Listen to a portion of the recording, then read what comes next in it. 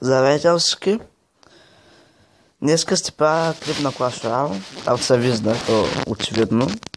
Като днеска ще играя с огнен дек, а с приятеля ми, който дид до спадне и цака мадафака, на жалост, ще играя с ледения дек. И да видим кой от двата дека са по-добре може да се играе с него и без повече да говоря, право да тръгвам. Да видим сега какво ще става цялата работа. Май от цялата работа няма с какво да започне, въобще с един... Това е интересно вече. Почваме тъй.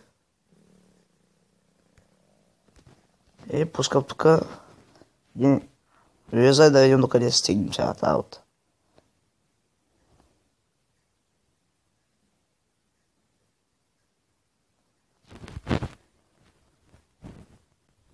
Тук май да пуснем един визът.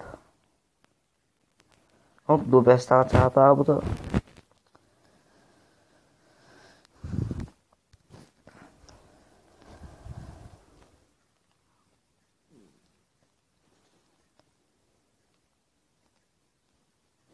Сега с чудя къде ли я спуста печката? Да, тук сега си пуша тук един Инферно Дракон. След като пусна моето хубаво прекрасно Инферно. И за тази страна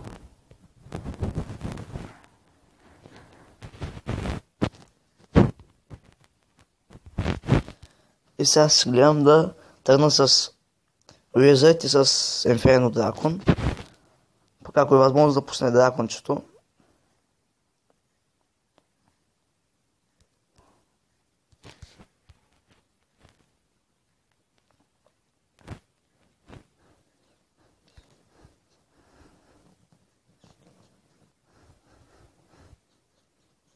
И да видим той докъде се стигне сега с цялата работа.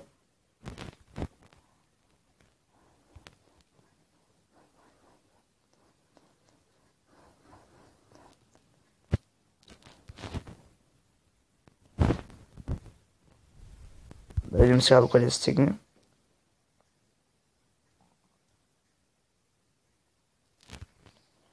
Сега тук пак ще почнем с Инферното. Ще добавим още едно Инферно. И това мисля, че ще не е цялата работа. Ето малко само ще стане тук, защото да посея една тук и да се оправяме с тях. Май, като гледам, няма да има накрая победител. Коя край ми така.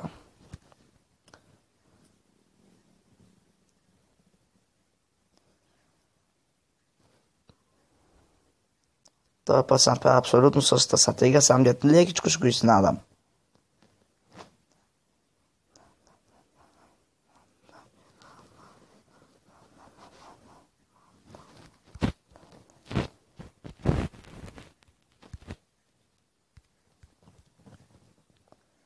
И да това да стигне.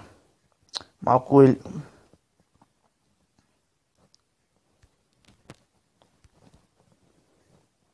по-така атака става цялата работа, но...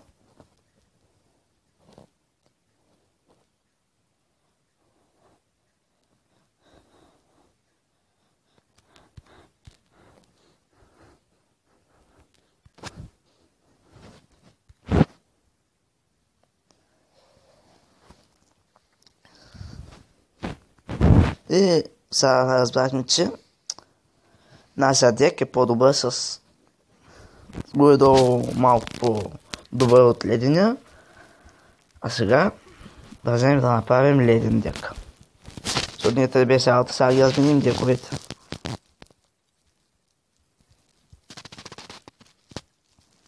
Огледал, бойлер. Я сам как седо бойлер. Сам тук е на клана. Помогнем. Не, няма да го на място на този дек, че... Значи, както останалите, тъй... Ще вземем миньон хода. Сега го 100 годи да е ледено, го слагам.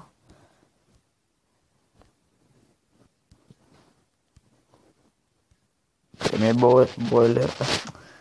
Аз после вече много се базикам с бойлер. Но какво се прави? Бойлер, се са имала. Малко така български хумор да включа в клипа. Добре, фриза трябва да го има. И ни остава място за две краите.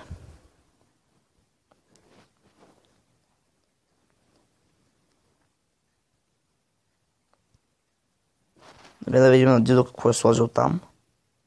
Запи огледало.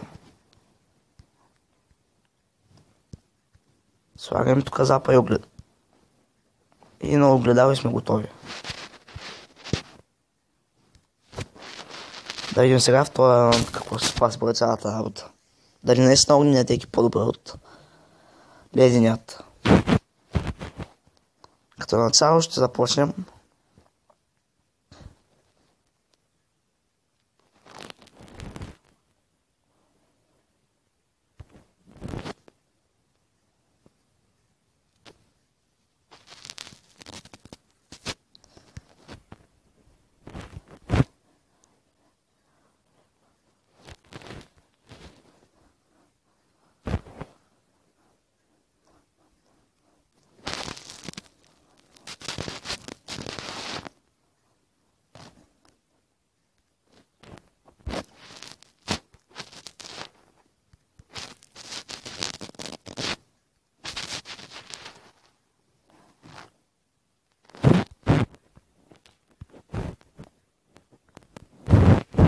И както се видялото, вземи колата. Сега е да му отвънем със същото.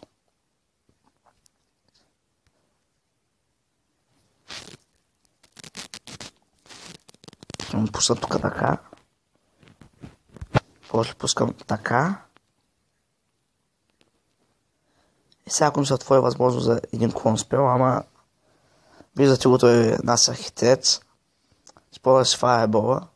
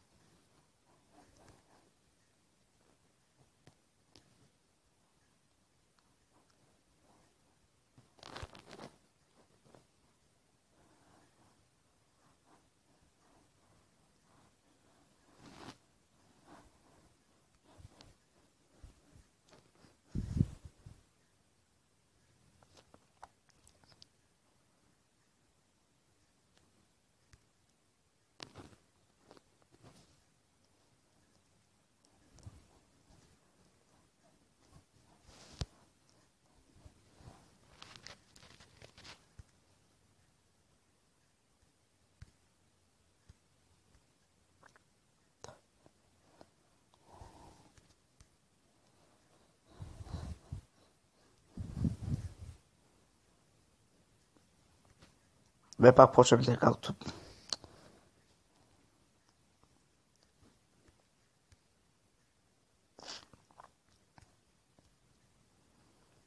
Но аз няма да му дам тази ще стигне до... И както се видялото,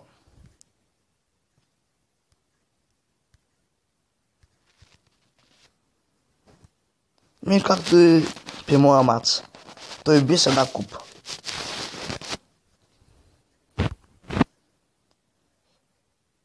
И като изцяло това без за този клип.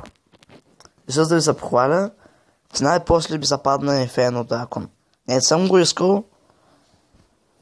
Не искам, ако и на вас се е случало от Classic Challenge да ви западне Inferno Dragon само с 4 победи. Ако се коментирайте и кажете каква карта ви се е паднала съответно. И това беше от мен за този клип. Надявам се да ви е харесал. И се видим в следващия клип. Чао!